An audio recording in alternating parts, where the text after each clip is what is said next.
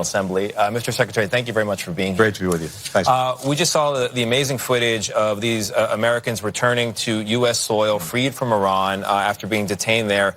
In the exchange, the U.S. is unfreezing $6 billion in Iranian oil proceeds. Help the average American understand how you're possibly going to be able to control how that money is spent. Well, two things. First, for me, getting these Americans home, one who'd been imprisoned in Iran for more than 8 years, having them reunite with their families. I know the families. I've talked to them. Getting a chance to speak to those that we got out of Iran as soon as they touched ground in Doha on their way back to the United States, it was just a very powerful moment. And it's a reminder of the human dimension of everything we do. Now, as to the monies involved, two things. First, these are Iranian funds that they got from selling oil that were stuck in a bank account in South Korea. From day one, for our sanctions, this has always been exempt. Being able to use money, including by Iran, for humanitarian purposes, has always been exempt from our sanctions. They've actually been entitled to use this money all along.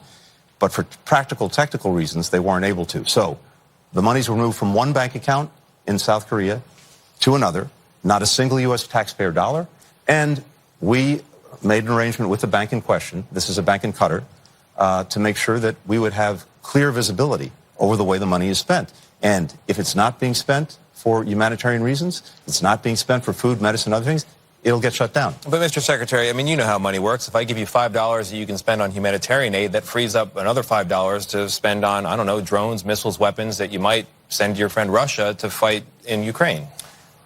Again, even allowing for that, these monies, these proceeds from Iran's oil sales, they've always been entitled to use. Just as a practical matter, they couldn't. But the other thing is, whether we like it or not, and we don't like it, the Iranians have always found ways to use money, whether there's sanctions or not, for military purposes. And we're taking steps every single day around the world to try to stop or disrupt the kinds of things that they're engaged in, support for terrorism, destabilizing countries that are having a profoundly negative effect around the world. Does it not endanger the next American to travel to a country that may not be our friend? Does it not encourage more hostage-taking in